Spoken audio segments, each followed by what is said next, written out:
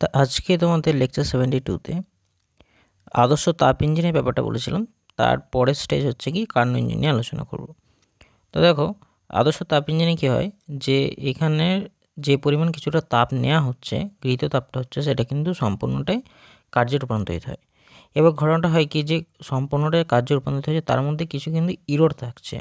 এই ইরোরটা থাকার জন্য যে কিছু ইঞ্জিনটাকে সমস্যা দেখা দিচ্ছে, তো সেটার জন্য কী করছে, ইঞ্জিনটার যেটা আউটপুটে তোমাদের কর্মদক্ষতা এফিসিয়েন্সিটা কিন্তু অনেকটা কমে যাচ্ছে।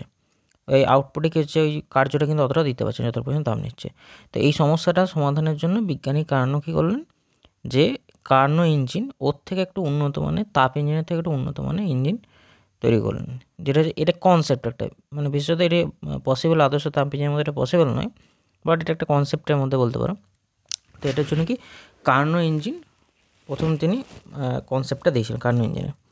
তো এই কার্নো ইঞ্জিনটিকে মানে উন্নত যে তাপ ইঞ্জিন, যে আদর্শ তাপ ইঞ্জিন বলেছিলাম, তার থেকে কিন্তু আরও উন্নত মানের। ঠিক আছে, তো এটা দেখো তোমাদের এই কনসেপ্টের জন্য কার্নোর একটা উপপাদ্য আছে। তো এই কার্নো উপপাদ্য দুটো জানতে হবে তোমাদের। তা এখানে কার্নো উপপাদ্য একটা পয়েন্ট করে, ফার্স্ট পয়েন্টে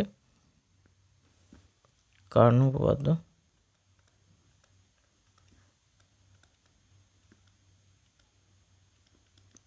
ঠিক আছে, এটা তোমাদের কাজে লাগবে। এই কনসেপ্টটা জেনে রাখবে। এটা কার্নো বলছে, এক নম্বর বলছে যে কোনো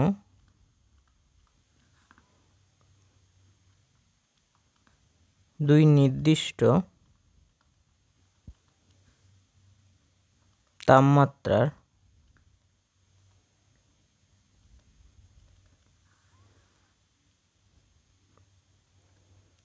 ভেতর কার্যরত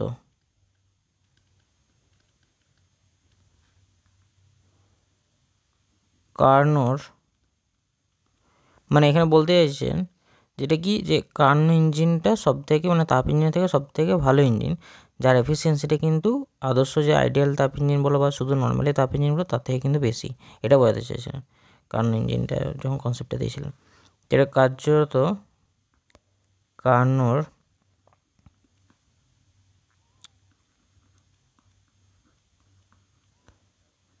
প্রত্যাবর্তক ইঞ্জিনের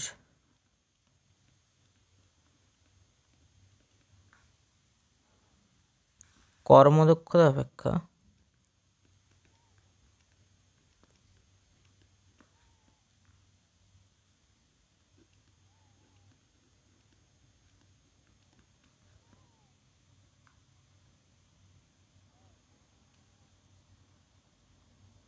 ঠিক আছে, কর্মদক্ষতা অপেক্ষা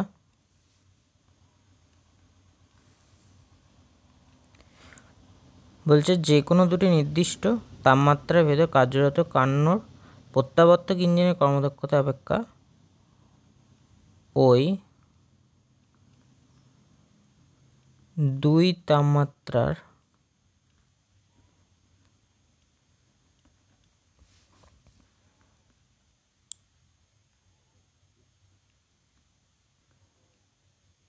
ভেতর কার্যরত অন্য কোনো ইঞ্জিনের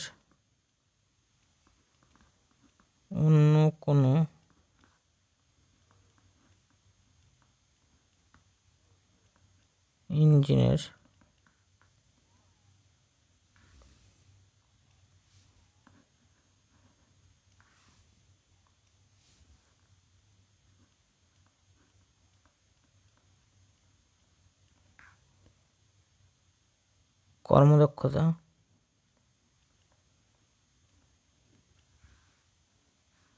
বেশি হতে পারে না। মানে কার্নো ইঞ্জিনটা সবথেকে বেস্ট ইঞ্জিন বলা হচ্ছিল। ঠিক আছে, মানে ওই টেম্পারেচার মধ্যে যদি তাপ ইঞ্জিন থেকে কার্নো ইঞ্জিন থেকে ভালো হতে পারে না, এটা বোঝাতে চাইছে। আর দ্বিতীয় যেটা বলছে, যেটা কার্নো উপপাদ্য বলা হচ্ছে, বলছে মানে এর বিশেষত কী জিনিসটা হচ্ছে, এই যে কার্যরত যে বস্তু রয়েছে তার প্রকৃতির উপর নির্ভর করে। এটা এর সাথে লিখে নেওয়া, কার্যরত বস্তুর প্রকৃতির উপর নির্ভরশীল নয়।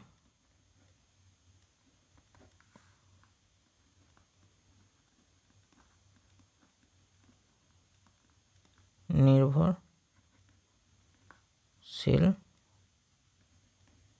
নয়।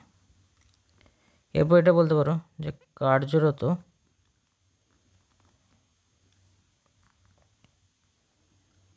পদার্থ যাই হোক না কেন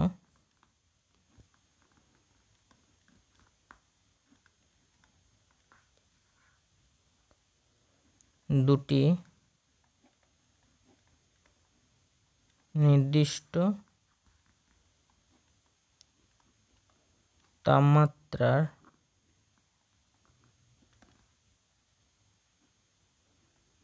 ভেতর সকল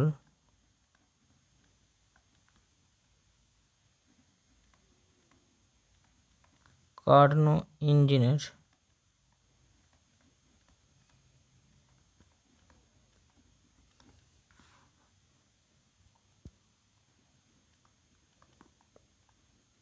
কর্মদক্ষতা সমান। ঠিক আছে, এটা মানে বৈজ্ঞানিক কারণ এই কনসেপ্টটা দিয়েছিল। তাহলে এই লাস্টে যেটা বলা হচ্ছে এটাকে বলা হচ্ছে, এটা লিখে নেবে, একে কার্নো উপপাদ্য বা কার্নোস থিওরেম বলা হয়।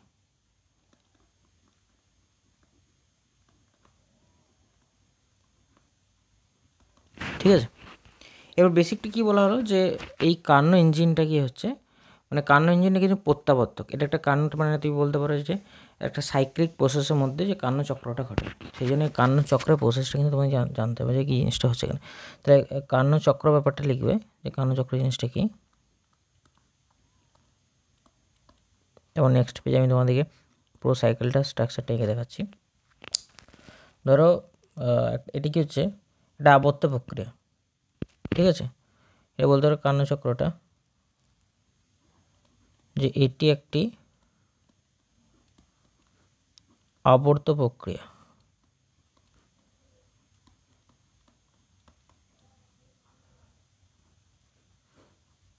ঠিক আছে, এবার ধরো কার্নো ইঞ্জিন জিনিসটা কি, ওটা আমি তোমাদেরকে আর লেখাচ্ছি না। যে কার্নো ইঞ্জিনটা কি, যে তাপ ইঞ্জিনের থেকে একটু তার থেকে উন্নত মানের যে ইঞ্জিনটা মানে কনসেপ্ট দেওয়া হয়েছিল, বৈজ্ঞানিক কার্নো দিয়েছিল, মানে সঠিক কার্নো, অ্যাকচুয়ালি পুরো নামটা হচ্ছে সঠিক কার্নো। তো ওই জন্য ওই ইঞ্জিনটাকে বলা হচ্ছে কার্নো ইঞ্জিন, মানে কার্নো চক্রের উপর বিশেষত চলছে। তা এটি একটি আবর্ত প্রক্রিয়া যার ভেতর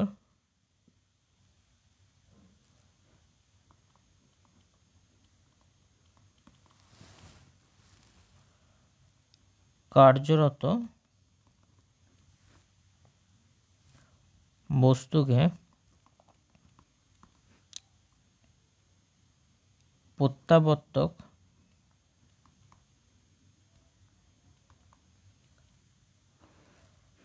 রুদ্ধতাপ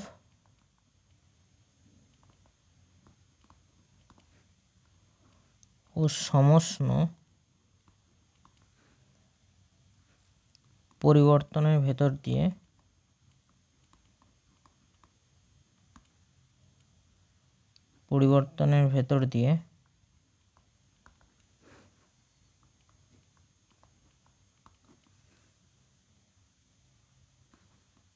পুনরায়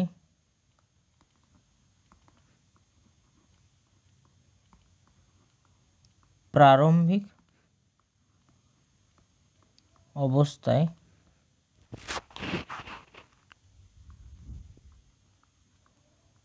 ফিরে আসে। ঠিক আছে, আমি আবার রিপিট করে দিচ্ছি। দেখো বলছে এটি একটি আবর্ত প্রক্রিয়া যার ভেতর কার্যরত বস্তুকে প্রত্যাবর্তক রুদ্ধতাপ ও সমষ্ণ পরিবর্তনের ভেতর দিয়ে পুনরায় প্রারম্ভিক অবস্থায় ফিরিয়ে আনা হয়, বা ফিরে আসা বলতে পারো, ফিরে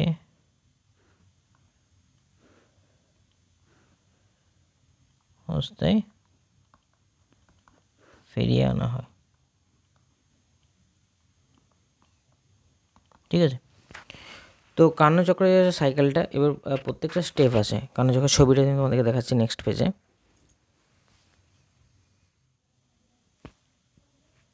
তো দেখো, প্রথমে আমাকে একটা গ্রাফ করে নিতে হবে। ধরো গ্রাফটা একটু বড় করে এখানে করছি। এখানটা আমার স্ট্রেট লাইন হবে না, ওই জন্য আমি সোজাটা আগে করে দিলাম। তো এটার জন্য দেখো আমি এইদিকে নিচ্ছি ভি, ঠিক আছে, আর ওপরের সাইডে নিচ্ছি পি। এর কার্নো সাইকেলে যে প্রত্যেকটা স্টেপ আছে, স্টেপ 1 স্টেপ 2 করে আমি দেখাবো। আচ্ছা, ওপরটা এই নিচেটা ভি দিয়ে ওপরটা পি করবে, এটা পি করে দেবে।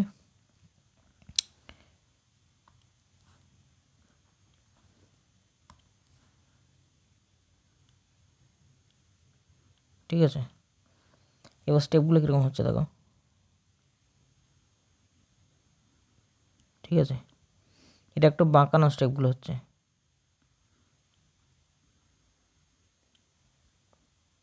ঠিক স্টেপটা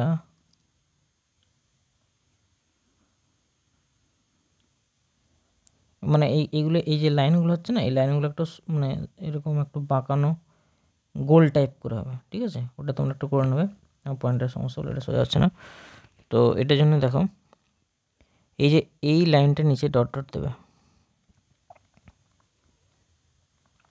এখানে নিচে কি করবে, এটার নাম দেবে হচ্ছে ভি দিয়ে, তাহলে এটার নাম দেবে ভি এ। ঠিক আছে, এটা নিচে ডট ডট দেবে। আগে পয়েন্টগুলোর নাম করে দিচ্ছি এ বি সি, এটা ডি, তাহলে এটার নাম দেবে নিচে ভিডি। ঠিক আছে, তো এর নিচে ডট ডট করে দেবে, তাহলে এটা দেবে হচ্ছে ভি বি, এর নিচে যেটা দেবে সেটা হচ্ছে ভি সি। ঠিক আছে, এরপর যেটা সাইকেলটার প্রথম যেটা স্টেপ, সেটা এর যে টেম্পারেচারটা থাকছে, এই টেম্পারেচারটা, এই লাইনটার ওপরে যে লাইনটা, এটা নাম দেবে T1। আর যে নিচের লাইনটা, এই যে এই লাইনটা, এই যে লাইনটা, এই লাইনটার জন্য দেবে T2। ঠিক আছে, তো এই ওপরের লাইনটার জন্য কি হচ্ছে, এ থেকে বি পয়েন্টের জন্য হচ্ছে লিখবে সমষ্ণ প্রসারণ। ঠিক আছে, মানে প্রক্রিয়াটা হচ্ছে দেখো, T1 টেম্পারেচারই হচ্ছে এ থেকে বি পয়েন্টে যাওয়ার জন্য। এটা কি, এটা হচ্ছে রুদ্ধতাপ প্রসারণ, মানে রুদ্ধতাপ প্রসারণ প্রক্রিয়া হচ্ছে রুদ্ধতাপ প্রসারণ। এবার প্রত্যেকটা স্টেপে ধরো এ থেকে বি এ, বি থেকে সি এ, সি থেকে ডি এ যে কার্যটা তোমাদেরকে ক্যালকুলেট করতে হবে। আর এটা দেখো, এটা হবে সমষ্ণ সংকোচন, সমষ্ণ সংকোচন, মানে আমি যে চারকোনা ঘরটা করলাম, প্রত্যেকটা সাইডে কিন্তু এক একটা করে স্টেপে ওয়ার্ক ডান হচ্ছে। তাহলে এটার জন্য কী হবে, যেমন দেখো সমষ্ণ প্রসারণ, তাহলে নিচেটি গেলে সমষ্ণ সংকোচন। এবার যেটা হচ্ছে সেটা কি হচ্ছে দেখো, এদিকে রুদ্ধতাপ প্রসারণ, তাহলে যে রুদ্ধতাপ সংকোচন হয়ে যাবে, রুদ্ধতাপ সংকোচন। ঠিক আছে, তাহলে স্টেপ 1, এবার স্টেপ 1-এ কী হচ্ছে দেখো, স্টেপ 1 আমি যদি সমষ্ণ প্রক্রিয়ায় কৃতকার্য বলি, ঠিক আছে, সমষ্ণ প্রসারণে, তাহলে কী হবে, আমি যদি এন মোল গ্যাসের ক্ষেত্রে নিই বা 1 মোল গ্যাসের ক্ষেত্রে, 1 মোল গ্যাসে যদি মুক্ত প্রসারণ হয়, ধরো এ থেকে বি বিন্দুতে সমষ্ণ প্রসারণের, এবার এটা কি 1 মোল গ্যাসের জন্য করবে, 1 মোল গ্যাসের প্রসারণের জন্য কৃতকার্য কত হবে, একবারে ডাব্লিউ সমান আমি করে দিচ্ছি ইন্টিগ্রেশন অফ পি ডিভি। এবার কত ভলিউমটা ছিল দেখো, এ থেকে বি বিন্দুতে, তাহলে ভি এ থেকে ভিবি, ঠিক আছে। তাহলে ভি এ থেকে ভিবি যখন করবে, তাহলে অ্যাকচুয়ালি 1 মোল গ্যাসের জন্য আদর্শ গ্যাসের যে সমীকরণটা পিভি সমান কী হবে, এনআরটি হয়। তাহলে আমি এখানে 1 মোলের জন্য আরটি করলাম, ঠিক আছে, মানে এন এর মানটা এখানে 1। তাহলে এখানে পি সমান কী হয়ে যাচ্ছে, আরটি বাই ভি।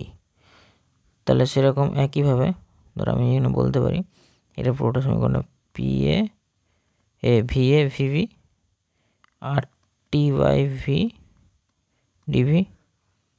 তাহলে এখানে বসাতে পারি, ধরো আরটিটা এখন নিচ্ছি, যদি এন বললাম তাহলে এনআরটি হবে, আমি 1 মোলের নিচ্ছি। তাহলে integration of V A to VB এটা করবে,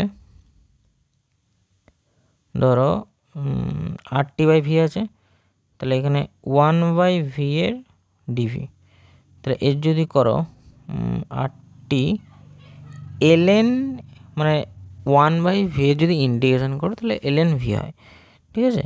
এলএন ভি আর লগ ভির মধ্যে পার্থক্য জানবে, এলএন ভি হচ্ছে ই বেস, লগ ভি হচ্ছে 10 বেস, ঠিক আছে। এবার এটার আমি লিমিট দিচ্ছি ভি এ থেকে ভিবি, ঠিক আছে। তাহলে এটার জন্য কী হবে, আরটি এলএন, এবার হচ্ছে এইখানে হচ্ছে দেখবে আপার লিমিট বসাচ্ছি, মানে ভিবি মাইনাস এলএন ভিএ, ঠিক আছে। এলএন ভিএ ভালো লিখে দিচ্ছি এখানটা,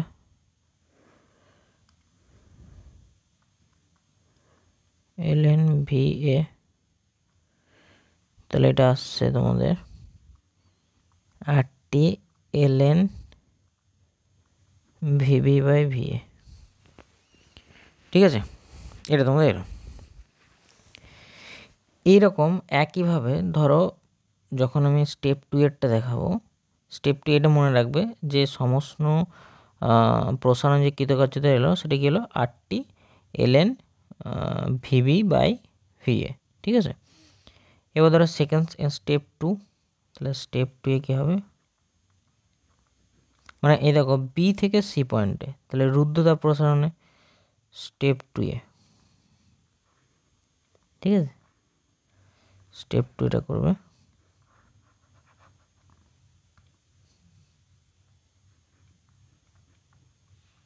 স্টেপ 2 এটা হচ্ছে রুদ্ধতাপীয় প্রসারণে কৃতকার্য। তাহলে রুদ্ধতাপের জন্য ইকুয়েশনটা কী হবে, তাহলে আমি একবারই করছি যে বি থেকে সি এ, ঠিক আছে, বি থেকে সি এ রুদ্ধতাপ প্রসারণে কৃতকার্য কত হবে, তাহলে ইন্টিগ্রেশন অফ, তাহলে ডাব্লিউ সমান ইন্টিগ্রেশন অফ লিমিটটা কত দেবে, বি থেকে সি, তাহলে ভি বি থেকে সি পিডিভি। কিন্তু রুদ্ধতাপের জন্য ইকুয়েশন কী হয়, P V to the power gamma equal to constant, তাহলে ভি পি সমান কী হয়ে যাবে, K by V to the power gamma, ঠিক আছে। রুদ্ধতাপীয় প্রসারণে তোমাদের কৃতকার্যের মানটা আমি দেখিয়েছিলাম এর আগে ক্লাসে, এটা আমি তোমাদের করে দেখেছি স্টেপ 2, স্টেপ 3 আর স্টেপ 4 প্রায় একই রকম হবে। নেক্সট পেজে আমি দেখাচ্ছি তোমাদের। এরপর দেখো তোমাদের স্টেপ 2 এর ইকুয়েশনটা। স্টেপ 2 তোমরা যেটা করেছিলে এইখানে ইকুয়েশনে ধরো ইন্টিগ্রেশন অফ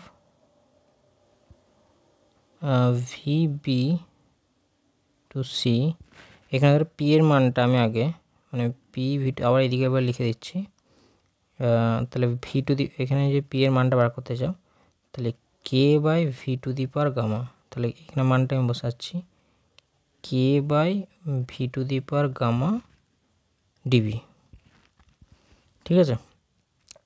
তাহলে এটা হলো দ্বিতীয় ক্ষেত্রে ওয়ার্ক ডান, মানে স্টেপ 2 এর। তাহলে ইন্টিগ্রেশন করলে কত হচ্ছে দেখো, কে বাইরে বেরিয়ে যাচ্ছে আর 1 by V to the power gamma, মানে ইন্টিগ্রেশন অফ এটা করবে V B to V C, ঠিক আছে, এটা ভি সি করবে K by V to the power gamma, এটাতে উপরে তুলে দেয়, তাহলে V to the power minus gamma DV. ঠিক আছে, তাহলে কে এর মানটা এখানে V to the power minus gamma আছে দেখো। ঠিক আছে, V to the power minus gamma মানটা আমি বসাচ্ছি, ধরো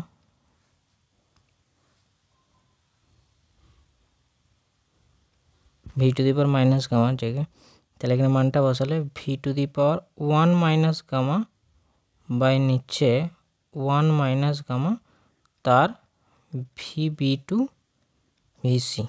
ঠিক আছে, এই মানটা বসালে আসছে ধরো কে, এটা আগে আমি করেছিলাম একবার, তাহলে ভি এর মানটা এটা কে বাই 1 মাইনাস গামা, তাহলে এখানে মানটা বসালে আসছে ধরো ভি, এখানে আপার লিমিটটা বসাচ্ছি V C 1 minus gamma minus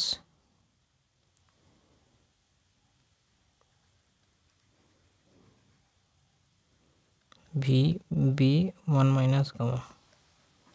ঠিক আছে, তো এইখানে দেখো এরপর ধরো আমি কে এর মানটা নিচ্ছি, কে যেমন বসালাম আগে, তা ডাইরেক্ট এটাকে যদি বসিয়ে দিই 1 বাই 1 মাইনাস গামা, তার সাথে যদি V K V C to the power minus gamma into যদি ভিসি বলি।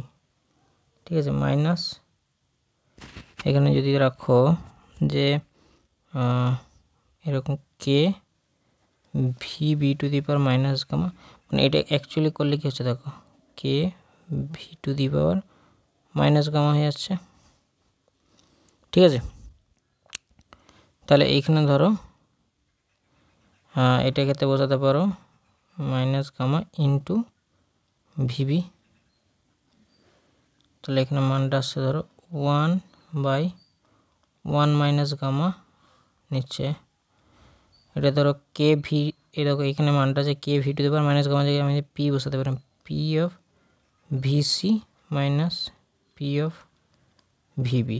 ঠিক আছে, তাহলে এটা আবার আগের থেকে পাই, ধরো 1 মোল গ্যাসের জন্য যেটা হয়েছিল এটা তুমি সাজিয়ে নিই। ঠিক আছে, সাজিয়ে নিলে ধরো এইখানে কন্ডিশনটা 1 মাইনাস যে গামাটা ছিল এটা গামা মাইনাস 1 আমি করে নিচ্ছি, তাহলে 1 বাই গামা মাইনাস 1, তাহলে গামা মাইনাস 1 করলে কি পাওয়া যাচ্ছে আর অফ, এখানে ধরো আচ্ছা আর এর জায়গাটা বসানো আগে পুরো সাজিয়ে নিই জিনিসটা, P VB minus P of, ঠিক আছে, পি অফ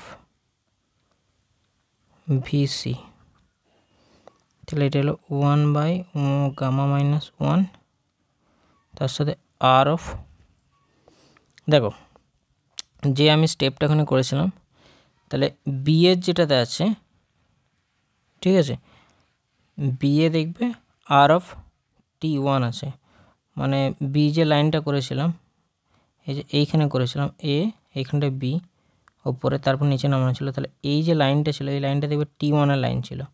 ঠিক আছে, আগের পেজে যেটা দেখিয়েছিলাম, তাহলে ওই টি ওয়ানের লাইন ভিবি, আর এখানে নিচে যেটা ছিল তাহলে এটা হচ্ছে এই যে নিচের লাইনটা, এই লাইনটা ছিল টি টু এর লাইনে।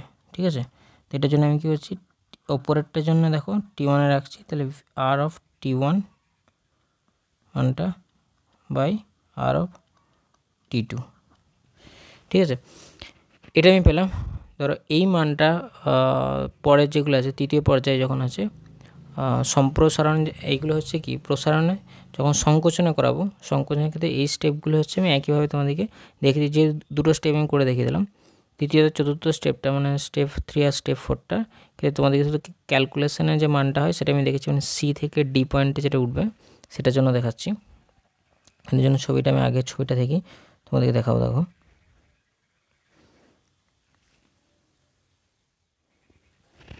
এরপর দেখো স্টেপ 3তে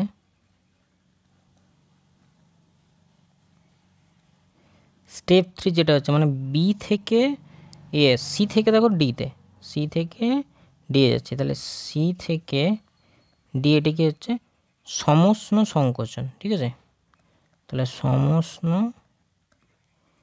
সংকোচনে কৃতকার্য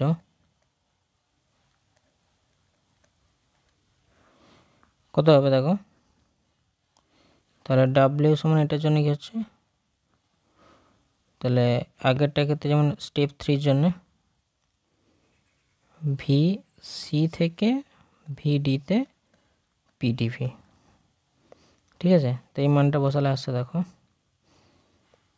ধরো একইভাবে আমি লিখে দিচ্ছি, আগে যেমন এসেছিলো সেটার মতনই আসবে, ধরো সেম জিনিসটা আমি একবারই লিখে দিচ্ছি তোমাদের, ডাব্লিউ সমান তাহলে এটা আসছে আর অফ, যেমন T1 এসেছিল আগে টি এসেছিলো, আচ্ছা টি এর জন্য তোমরা যে আগে টি স্টেপ 1-এ টি লিখেছিলে সেখানে T1 করে নেবে, ঠিক আছে।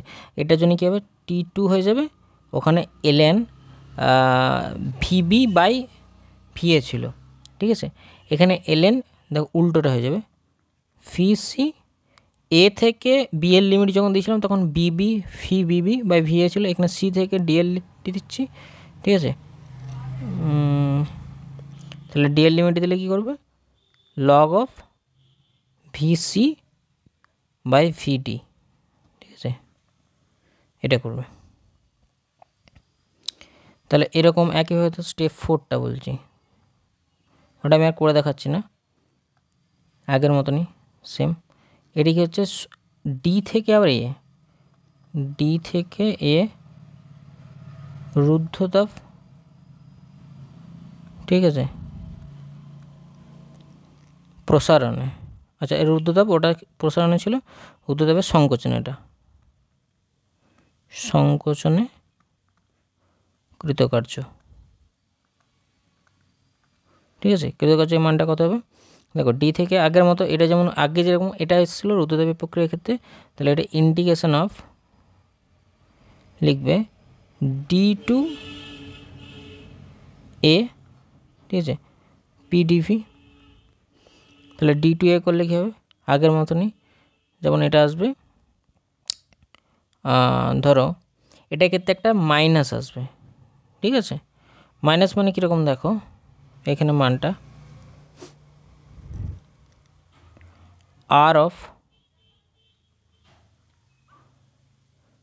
যেমন আগে করেছিলে এখানে হয়ে যাবে T2 মাইনাস T1, ঠিক আছে। তোমরা ইন্টিগ্রেশনটা করে দেখবে, পিভিটি থেকে comma integration V D to V A, যেমন স্টেপ 2টা করেছো সেরকম একইভাবে করবে, তাহলে এইখানে আসবে দেখবে গামা মাইনাস 1, ঠিক আছে। এরকম আসবে, আগে যেমন এসেছিলো কি T1 মাইনাস T2 এরকম টার্ম এসেছিলো, তাহলে এখানের ক্ষেত্রে কিন্তু T1 মাইনাস T2 এটা আসবে, ঠিক আছে। এবার এখানে ব্যাপারটা কি দেখো, সমষ্ণ তোমাদের প্রক্রিয়াটার নাম কি, যখন সমষ্ণ আগে ছিল সংকোচনে, এটা রুদ্ধতাপ সংকোচনে, তাহলে R of T2 minus T1 আগে যেটা এলো, আর আগের যে স্টেপটার জন্য এসেছিলো, তাহলে দুটো স্টেপের ক্ষেত্রে একটা জিনিস দেখবে, দুটোই একটা শুধু পার্থক্য আগে T1 আর T2 ছিল, ঠিক আছে। টোটাল যদি আমি আমাকে ওয়ার্ক ডান ক্যালকুলেশন করি, এরপর আগে যেটা করেছিলাম সেটার সাথে শুধুমাত্র স্টেপ 2 এর আর স্টেপ 4 এর ব্যাপারটা দেখবে, শুধুমাত্র একটা নেগেটিভের ডিফারেন্স আসছে, ঠিক আছে। নেগেটিভের ডিফারেন্স মানে T2 মাইনাস T1 আসছে, ওটা T1 মাইনাস T2 এইটুকু এসেছিলো। তাহলে এরপর আমি দেখো পুরো ওয়ার্ক ডানটা টোটাল কত আসছে সেটা দেখাচ্ছি। এবার দেখো মানে কার্যচক্রে টোটাল কৃতকার্যের পরিমাণটা কত এলো, ঠিক আছে, মোট ওয়ার্ক ডান যেটা, সেই মোট ওয়ার্ক ডানের মানটা ধরো ডাব্লিউ যেটা, তাহলে ডাব্লিউ সমান আমি যদি স্টেপ 1-এর জন্য W1 বলি, স্টেপ 2 এর জন্য W2, স্টেপ 3 এর জন্য W3 আর স্টেপ 4 এর জন্য W4 এই টোটাল বলি। তাহলে প্রথমে যেটা এলো সেটা কি দেখবে, আর অফ যেটা করেছিলে T1-এ যে ক্যালকুলেশনটা, R of T1 ln VB by VA, ঠিক আছে, এটা এসেছিলো প্লাস, এবার দ্বিতীয়টার জন্য রুদ্ধতাপী প্রক্রিয়ার জন্য কী এসেছিলো, আর অফ T1 মাইনাস T2 নিচে হবে গামা মাইনাস 1, ঠিক আছে। থার্ড স্টেপের জন্য ওয়ার্ক ডান কত এসেছিলো আর অফ T2 ln দেখো ভিসি বাই ভিডি, এগুলো কিন্তু একটু চেঞ্জ আছে। ফোর্থ স্টেপের জন্য কত এসেছিল R of T2 minus T1 by gamma minus 1। এবার দেখো এই যে আর অফ T2 মাইনাস আমি যদি T1 মাইনাস T1টাকে যদি আগে দিই তাহলে এখানে একটা মাইনাস কমন আসবে, তাহলে মাইনাস কমন হলে কী হবে এইটা আর এটা কিন্তু কেটে যাবে, তাহলে আলটিমেট যেটা কৃতকার্য সেটা কী হচ্ছে আর অফ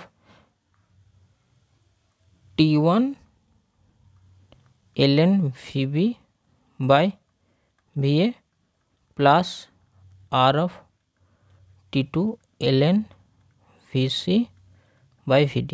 ঠিক আছে, তো মানে অ্যাকচুয়াল যেটা ওয়ার্ক ডান এলো তোমাদের, এই ওয়ার্ক ডানটা কী হবে মানে শুধুমাত্র মানে রুদ্রতাপীয় প্রক্রিয়ায় এই ওয়ার্ক ডানটা টোটাল যেটা আসছে সেটা কিন্তু W1 যেটা আছে আর যেটা তোমাদের আসছে W3 যেটা সেই মানটা শুধু থাকছে। ঠিক আছে, তার মানে কৃতকার্যের মান টোটাল এই যে RT1 ln VB by VA plus RT2 ln VC by VD। ঠিক আছে, এবার কোনো ক্ষেত্রে কী হবে দেখবে যদি নেগেটিভ চলে আসে, যেহেতু রুদ্রতাপীয় প্রক্রিয়া কী হয় অ্যাকচুয়ালি নেগেটিভের ঘটনাটা আসে আগে, যেমন আগের স্টেপটার ক্ষেত্রে এসেছিলো, তাহলে নেগেটিভ চলে এলে টোটাল যেটা RT1 ln VB মানে নেগেটিভটা শুধুমাত্র একটা হচ্ছে সংকোচনের জন্য যেটা হয়, আর প্রসারণেও যদি পজিটিভ ধরি তাহলে সংকোচনের ক্ষেত্রে এটা একটু নেগেটিভ চলে আসে, তখন সেক্ষেত্রে টোটাল যেটা আসে W1 মাইনাস তুমি যদি পুরো ক্যালকুলেশনটা হিসাবে W1 মাইনাস W3 হয়, তো এখানে আমি হিসাবটা করে নেব RT1 ln VB by VA plus RT2 ln VC by VD। ঠিক আছে, এরপর এই যে ওয়ার্ক ডানের ব্যাপারটা টোটালটার এরপর তোমাদের হতে পারে, তার মানে এবার এখানে একটা ব্যাপার আছে যে আদর্শ তাপ ইঞ্জিন বাস্তবে কি পসিবল, আদর্শ তাপ ইঞ্জিন ইটার পার্সেন্টে 100% কিন্তু হয় না। কারণ কি আমি যে তাপ ইঞ্জিনের ক্ষেত্রে তোমাদেরকে বলছি এটা সমান কি হয় 1 প্লাস T2 বাই T1 আদর্শ তাপ ইঞ্জিনের জন্য। ঠিক আছে, আদর্শ তাপ ইঞ্জিন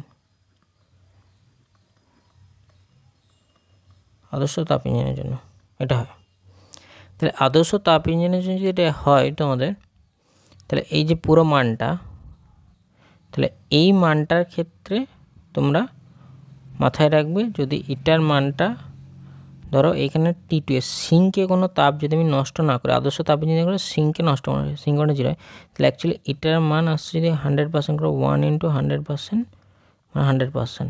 ঠিক আছে, তাহলে বাস্তবে কি কর্মদক্ষতা 100%, কিন্তু বাস্তবে কর্মদক্ষতা 100% সম্পন্ন কোনো ইঞ্জিন বাস্তবে কিন্তু এটা কনসেপ্টই পসিবল শুধুমাত্র, কিন্তু রিয়েলিটিতে হয় না।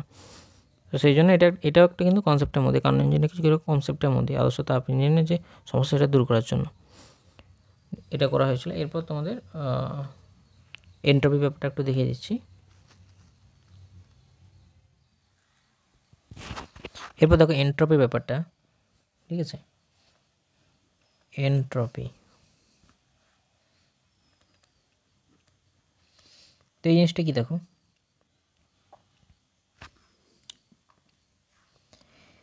দেখো এই মহাবিশ্বে জিনিসটা কী হয় যে কোনো ধরো সমস্ত যে কোনো প্রক্রিয়া বলছে। আচ্ছা একটা প্রথম কথা যেটা বলি, যে কোনো ধরো একটা এরকম কিছু ঘটনা আছে ফিজিক্সে যেগুলো হয় কি একমুখী হয়। ঠিক আছে, একমুখী মানে ধরো এই ঘটনাটার ক্ষেত্রে সেই ঘটনাটা ঘটছে, ব্যাকআপ মানে হচ্ছে এই ঘটনাটা ব্যাকে কিন্তু ঘটছে না, ঘটনার জন্য কী হচ্ছে কিছু পরিমাণ এনার্জির ইনক্রিমেন্ট হচ্ছে। এই যে একমুখী ঘটনা সেটা কী হচ্ছে এন্ট্রপি। এবার এন্ট্রপিটা কী হচ্ছে দিনের পর দিন কিন্তু বাড়তে থাকছে।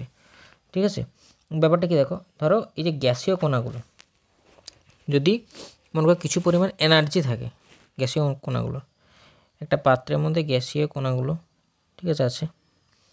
এবার এই যে গ্যাসীয় কণাগুলো ধরো এইদিকে পাত্রের দেওয়ালে ধাক্কা মারছে, এদিকে যাচ্ছে, এদের মধ্যে যতক্ষণ এনার্জিটা থাকছে ততক্ষণ এই গ্যাসীয় কণাগুলো কিন্তু পাত্রের মধ্যে বিচরণ করছে।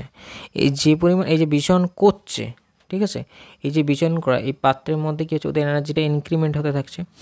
এবার যত ধরো এখানে এই পাত্রটা থেকে যদি আমি যদি এখানটা এটা যদি খুলে দিই তাহলে এটা যদি অন্য পাত্র রাখি তাহলে কিন্তু এই পাত্রে ওরা কিন্তু আবার এই পাত্রে চলে আসবে। তার মানে কি ওরা এখানে করা হচ্ছিলো মানে এই পাত্রগুলো এখানে ছোটাছুটি করছিলো আবার এখানে চলে, তার মানে কি এদের যে ছোটাছুটি করার যে প্রবণতাটা, এটা কিন্তু যদি জায়গাটা বেশি থাকে তার মানে কি ইনক্রিমেন্টটা আরও বেড়ে যাচ্ছে। তার মানে এনট্রপিটা কিন্তু এই যে ছোটাছুটি করার প্রবণতা, এটা কিন্তু অ্যাকচুয়ালি হচ্ছে এনট্রপি। ঠিক আছে, এবার অ্যাকচুয়ালি এটাকে যদি তাপগতিতে দ্বিতীয় সূত্র অনুযায়ী বলতে চাই, তাহলে বলবে যে সমষ্ণ প্রক্রিয়ায়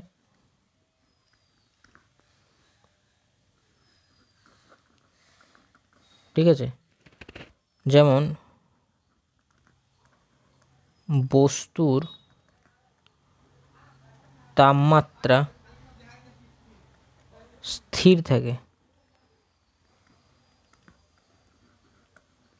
ঠিক আছে, সমষ্ণ প্রক্রিয়ায় যেমন বস্তুর তাপমাত্রা স্থির থাকে, সেরকম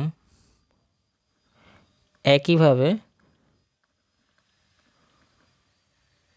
রুদ্ধতাপ প্রক্রিয়ায়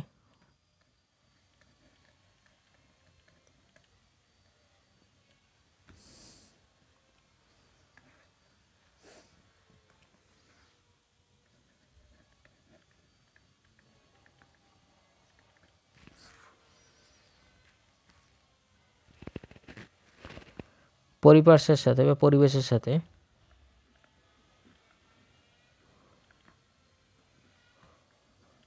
তাপের আদান প্রদান হয় না। ঠিক আছে, তাপের আদান প্রদান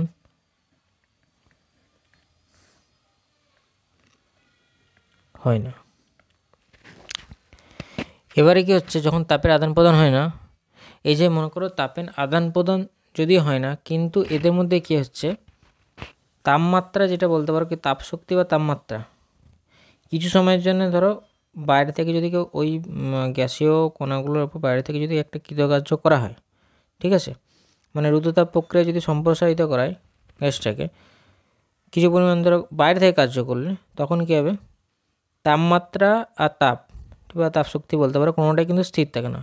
এটা কী হবে, আস্তে আস্তে একটা সময় কী হবে, বাড়বে বা কমবে এখানে। ঠিক আছে, এবার ব্যাপারটা কী হচ্ছে, যখন পরিবেশের সাথে তাপে আদান প্রদান ঘটছে না, যখন ঘটবে না, একটা ধর্ম কী হচ্ছে, তাপীয় ধর্ম, ওটা অপরিবর্তিত থাকছে ওই কণাটার মধ্যে। তাপের আদান প্রদান হোক বা না হোক সেটার জন্য কিছু এসে যায় না, কিন্তু যে তাপীয় ধর্মটা অপরিবর্তিত থাকছে তাকেই বলা হচ্ছে কিন্তু এনট্রপি। ঠিক আছে, তখন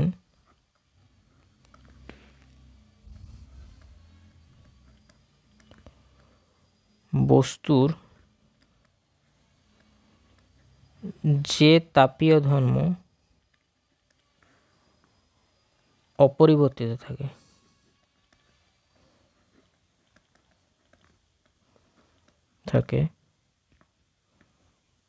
তাকে এনট্রপি বলা হয়।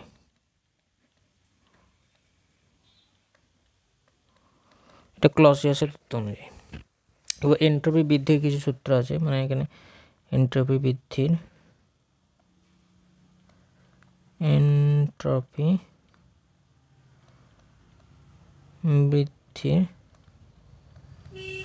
সূত্র। এটা কি বলবে, এনট্রপি বৃদ্ধি যে সূত্রটা, যে কোনো বিচ্ছিন্ন সংস্থা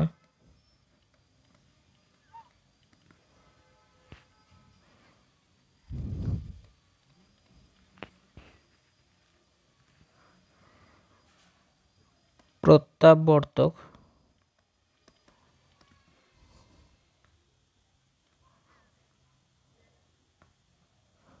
প্রক্রিয়ার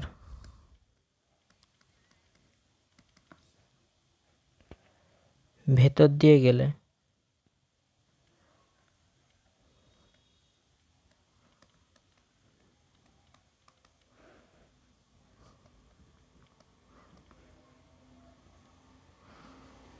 তার এনট্রপি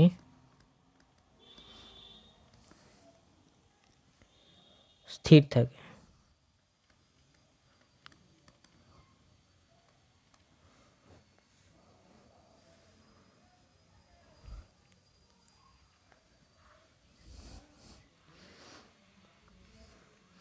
কিন্তু অপ্রত্যাবর্তক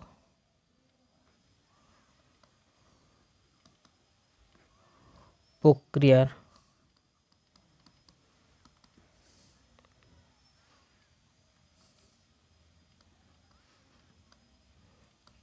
ভেতর দিকে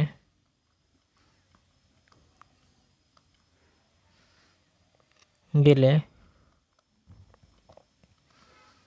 এনট্রপি বৃদ্ধি পায়।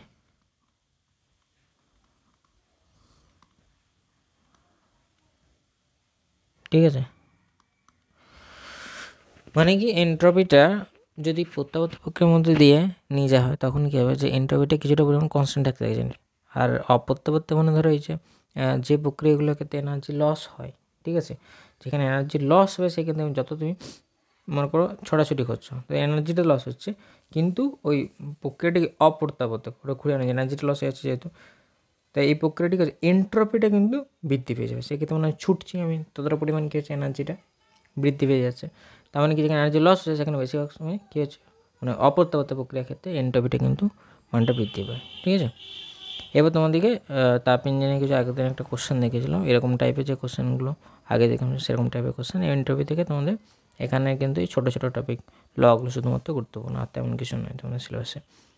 এবার বাকি যেগুলো আছে, এবার এখান থেকে কিছু ছোটোখাটো কোশ্চেন থাকে, যেমন এনট্রপির এই যে বৃদ্ধির যে সূত্রটা এটা আসতে পারে, এনট্রপি জিনিসটা কী এরকম, এর থেকে তোমাদের কেমিস্ট্রিতে অনেক কিছু বেশি গুরুত্বপূর্ণ ফিজিক্সের থেকে এই এনট্রপি এনথালপি এই ব্যাপারগুলো বেশি আছে। আর এখানে হচ্ছে তাপ ইঞ্জিন, তারপর হচ্ছে কার্নোট ইঞ্জিন, এইগুলো থেকে বেশি কোশ্চেন থাকবে, বিশেষ করে ম্যাথামেটিক্যাল প্রবলেমগুলো। ঠিক আছে।